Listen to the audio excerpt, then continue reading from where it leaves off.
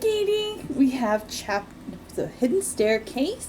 We have chapter 14, an urgent message.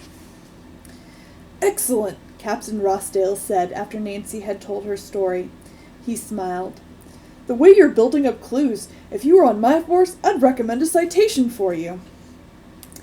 The young sleuth smiled and thanked him. I must find my father, she said earnestly. I'll call Captain McGinnis of the River Heights force at once, the officer told her. Why don't you sit down here and wait? It shouldn't take long for them to get information from Aiken's used car lot. Nancy agreed and took a chair in the corner of the captain's office. Presently, he called to her. I have your answer, Miss Drew. She jumped up and went over to his desk. The officer told her that Captain McGinnis and River Heights had been most cooperative. He had sent 2 men at once to Aiken's used car lot. They had just returned with a report. Day before yesterday, an athletic-looking man with a crinkly ear came there and purchased a car. He showed his driver's license stating that he was Samuel Greenman from Huntsville. Nancy was excited over the information.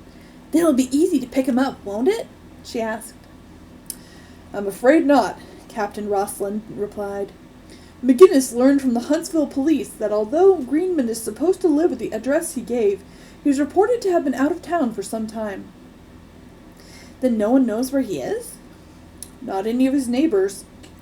The officer also reported that Samuel Greenman was a person of questionable character. He was wanted on a couple of robbery charges, and police in several states had been alerted to be on the lookout for him. Well, if the man I saw at my car is Samuel Greenman, maybe he's hiding out in this area. Captain Rosslyn smiled. Are you going to suggest next that he is the ghost at Twin Elms? Who knows? Nancy countered. In any case, Captain Rosslyn said, your idea that he may be hiding out around here is a good one. Nancy was about to ask the officer another question when his phone rang.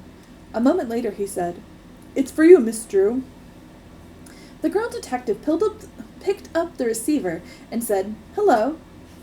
The caller was Helen Corning, and her voice sounded frantic. Oh, Nancy, something dreadful has happened here. You must come at once. What is it? Nancy cried out, but Helen had already put down the instrument at her end. Nancy told Captain Rosslyn of the urgent request and said she must leave at once. Let me know if you need the police, the officer called after her. Thank you, I will. Nancy drove to Twin Elms as fast as the law allowed. As she pulled in front of the house, she was startled to see a doctor's car there. Someone had been taken ill. Helen met her friend at the door. Nancy, she said in a whisper, Miss Flora may have had a heart attack. How terrible, Nancy said, shocked. Tell me all about it. Mr. Morrison wants Miss Flora to go to the hospital right away, but she refuses. She says she won't leave here. Helen said that the physician was still upstairs attending to her great-grandmother. When did she become ill? Nancy asked. Did something in particular bring on the attack? Helen nodded. Yes, it was very frightening. Miss Flora, Aunt Rosemary, and I were in the kitchen talking about supper. They wanted to have a special dish to surprise you, because they knew you were dreadfully upset. Oh, that was sweet of them, Nancy remarked. Please go on, Helen. Miss Flora became rather tired, and Aunt Rosemary suggested she go upstairs and lie down. She had just started up the stairway when, for some unknown reason, she turned to look back. There, in the parlor, stood a man. A caller? Nancy questioned. Oh, no, Helen replied. Miss Flora said he was an ugly, horrible-looking person. He was unshaven and his hair was kind of long. Do you think he was the ghost? Nancy inquired. Miss Flora thought so. Well, she didn't scream. You know, she's really terribly brave. She just decided to go down and meet him herself. And then, what do you think? I would guess any number of things, Nancy replied. What did happen? Helen said that when Mrs. Turnbull had reached the parlor, no one was in it, and there was no secret door open. What did Miss Flora do then? Nancy asked. She fainted. At this moment, a tall, slender, gray-haired man carrying a physician's bag walked down the stairs to the front hall. Helen introduced Nancy to him and then asked about the patient. Well, fortunately Miss Flora is going to be all right, said Dr. Morrison. "She's an amazing woman. With complete rest and nothing more to worry her, I believe she will be all right. In fact, she may be able to be up for short periods by this time tomorrow." "Oh, I'm so relieved," said Helen. "I'm terribly fond of my great-grandmother, and I don't want anything to happen to her." The physician smiled. "I'll do all I can, but you people will have to help." "How can we do that?" Nancy asked quickly. "The physician said that no one was to talk about the ghost. Miss Flora says she saw a man in the parlor and that he must have come in by some secret entrance. Now you know as well as I do that such a thing is not possible." "But the man couldn't have entered this house any other way," Helen told him quickly. "Every window and door on this first floor is kept locked." The doctor raised his eyebrows. "You've heard of hallucinations?" he asked. Nancy and Helen frowned, but remained silent. They were sure that Miss Flora had not had a hallucination. If she had said there was a man in the parlor, then there had been one there. "Call me if you need me before tomorrow morning," the doctor said as he moved toward the front door. "Otherwise, I'll drop in some time before 12. After the medic had left, the two girls exchanged glances. Nancy said, "Are you game to search the parlor again?" "You bet I am," Helen responded. "Shall we start now or wait until after supper?" Although Nancy was eager to begin at once, she thought that first she should go upstairs and extend her sympathy to Miss Flora. She also felt that a delay in serving her supper while the search went on might upset the ill woman. Helen offered to go into the kitchen at once and start preparing the meal. Nancy nodded and went up the steps. Miss Flora had been put to bed in her daughter's room to avoid any further scares from the ghost, who seemed to operate in the elderly woman's own room. "Miss Flora, I'm so sorry you have to stay in bed," said Nancy, walking up and smiling at the patient. "Well, I am too," Mrs. Turnbull replied, "and I think it's a lot of nonsense. Everybody faints once in a while. If you'd seen what I did, that horrible face."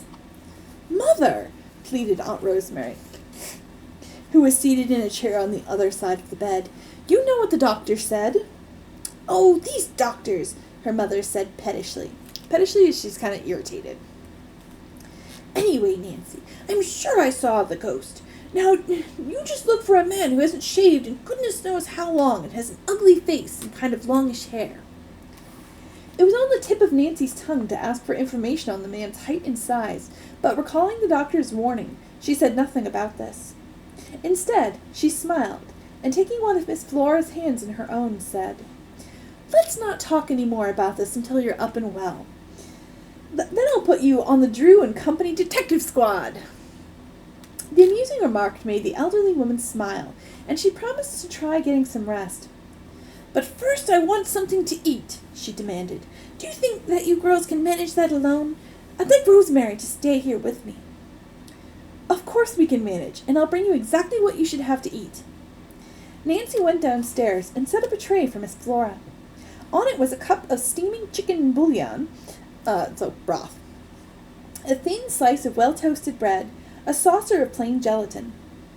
A few minutes later, Helen took another tray upstairs with a more substantial meal on it for Aunt Rosemary. Then the two girls sat down in the dining room to have their own supper. After finishing it, they quickly washed and dried all the dishes, then started for the parlor. "Where do you think we should look?" Helen whispered. During the past half hour, Nancy had been going over in her mind what spot in the parlor they might have overlooked, one which could possibly have an opening behind it. She had decided on a large cabinet built into the wall. It contained a beautiful collection of figurines, souvenirs from many places, and knickknacks of various kinds. "I'm going to look for a hidden spring that might move the cabinet away from the wall," Nancy told Helen in a low voice. For the first time, she noticed that each of the figurines and knickknacks were set in small depressions in the shelves. Nancy wondered excitedly if this had been done so that the figurines would not fall over in case the cabinet was moved. Eagerly, she began to look on the back wall of the interior of the cabinet for a spring. She and Helen together searched every inch of the upper part, but found no spring to move the great built-in piece of furniture. On the lower part of the cabinet were two doors, which Nancy had already opened many times. But then she had been looking for a large opening. Now she was hoping to locate a tiny spring or movable panel. Helen searched the left side, while Nancy took the right. Suddenly, her pulse quickened in anticipation. She had felt a spot slightly higher than the rest. Nancy ran her fingers back and forth across the area, which is about 1/2 inch high and 3 inches long.